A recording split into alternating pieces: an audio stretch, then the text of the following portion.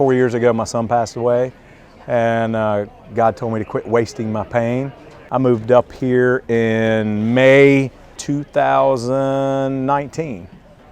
Met Mr. Frombach, our athletic director, at a men's Bible study, and we chatted for a little bit. He said, "I think I want Coach Elder to give you a buzz." I said, "Hey, that'd be great," but I hadn't even been to a Friday night football game since my son passed away, or actually since he played.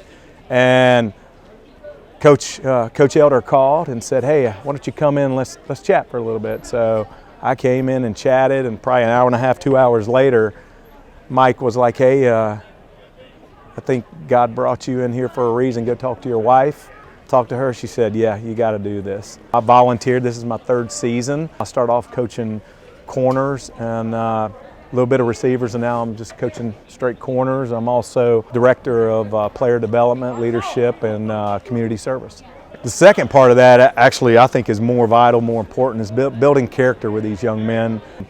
What's more important is that they become better husbands, fathers, later on in life, teaching them about integrity and honor and courage, commitment.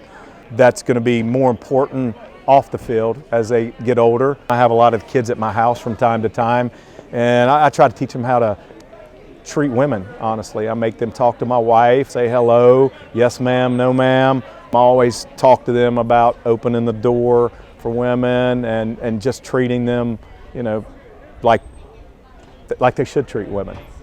How important is that? You're on a football team and you're a football coach, but you're more of a mentor, wouldn't you say? First time in my life that I figured out why God created me and what my mission, I'm a Marine, so my mission in life is to help. It's very rewarding. I mean, the most selfish thing you can do in life is to help and serve people. Why is it selfish? It's because the feeling you get of gratitude and just love is like, wow, you don't do it for that, but what do you get back in return? These kids that graduate, that call, they come by, parents saying, "Hey, you're making a difference in my son's life," more than just football, is that's the rewards, and you don't do it for that, but that's why it's very, very gratifying. That's why giving, mentoring, as you said, is selfish in my opinion, because you get so much back. And it's interesting because I see a lot of my son in some of these, a lot of these kids. There's certain the way they say things or do things that I know God is saying, "Hey, we're giving you a little bit of love today."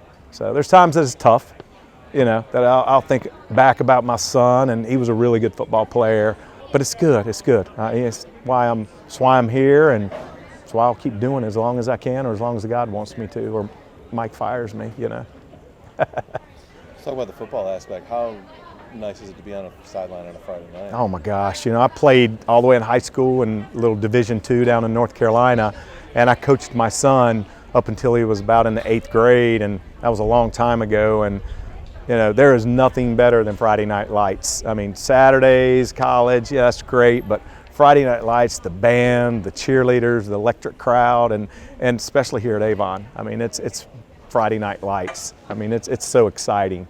It's what we live for. How much of a bonus is it that they're a really good team?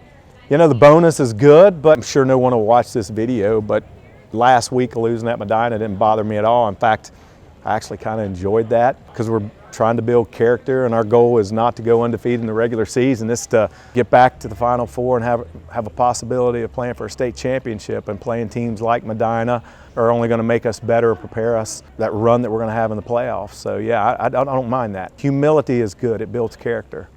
And sometimes I think our kids need that, just as coaches do. How important is just the camaraderie amongst the coaches, the players, everything? It's just like one big family, isn't it? It really is. It's interesting because these coaches, I think, what do we have, 18 coaches? And most of us are type A personalities. And, like I mentioned before, I've been in football, I've been in Marine Corps and combat. And, camaraderie is huge. And it's part of the reason I'm still here is the coaching staff. Number one, I know Coach Elder talks about it a lot as far as saying it's the best in the state, but they know football, and we get along so well. I mean, like you said, it's just a community. It's a family. It's a culture that, honestly, I've thought about. I don't think I could coach anywhere else, just because of the way that we have the camaraderie, and it's pretty special, and it's good for me too. I enjoy that with the coaches. They've welcomed me in, teaching me. You know, the first day I showed up, I said, I'm here to love and learn, and I'm still learning. And it's a process, but challenges are good. The life experiences you've had, being in the military, being in TV, things like that, just everything you've done, being around the world, how much has that molded you, and how much do you realize that you can give that back? You know, we all have a story, and I've always told my kids, and I tell these kids here, everything you do in life is a resume that you're building. It can be good, it can be bad. If it's bad, we learn from it. But when you get older, like me, I'm the oldest guy out here, you have a lot more wisdom, and what do you do with that wisdom and that discernment? You know, you pass it along, and you know, being cool under fire is one of the things that I would say I take from, you know, my combat service and bring it in here. Is I don't get nervous, I don't get anxious, I don't worry about things that maybe others do, and I try to teach that. You know, I try to really. I remember last year at Lake when we were down 24-7, and I had a conversation with Nico Pappas and just said, you know what, we're going to win. But I said, if you don't believe we're going to win, the rest of the team's not going to believe we're going to win. The same thing has happened this season. You know, sometimes our kids get the deer in the headlight look, and they just need some confirmation that, hey, everything's good. We can do this. I don't think I've ever seen you without a smile on your face. Like, how much fun are you having out here? You know what, I'm always having fun. And the thing is, we all go through stuff in life. Every day is not a great day for Coach Meade, but these kids, these coaches need to see positivity. They need to see happiness. They need to see that, you know, because think about it, when you see someone yawn, it's very contagious, right? Makes you yawn. Same thing with a smile or just a pat. I think you know me, I'm very physical. I love to hug the kids, touch the kids, and you know, I believe in positive energy is very contagious, and so I hope, you know, not to mention when I'm gone working and I come back after I've been gone a few days, players are happy to see me. That's nice, you know. It's nice, it's contagious, and you know what? Here's the deal. It's a choice to be happy, you know. It's really a choice, and even me personally, I could sit and mope and be depressed, and it's not a secret that I have PTSD, you know, not only from combat but from my son's death, but it's what do we do with that? How do we use that?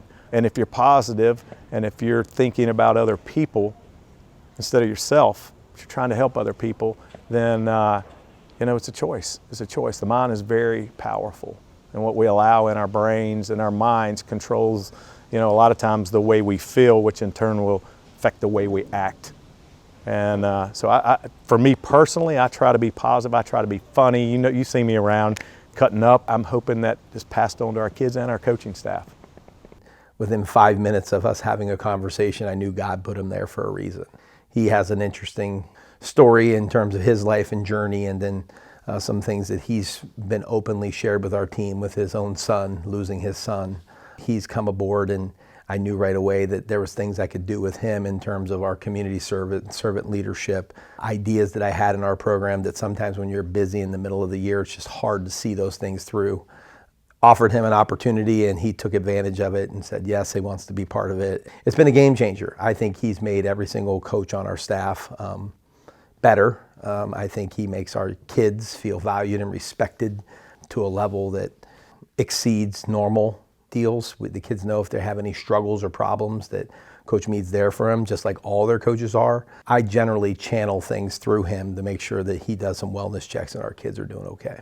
What he's passionate about is the culture of our program, just like I am, just like every coach is. He's passionate about the mental health and well-being of our players, just like we all are, but he has more time to give to that.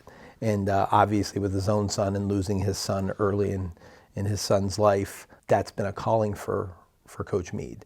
And it's something that he and I report, you know, we get together once a week and we talk about things that don't involve football in our program. It's all about, hey, how is this kid doing? How's that kid doing? How's this coach doing? And he's asking questions about the well-being of others.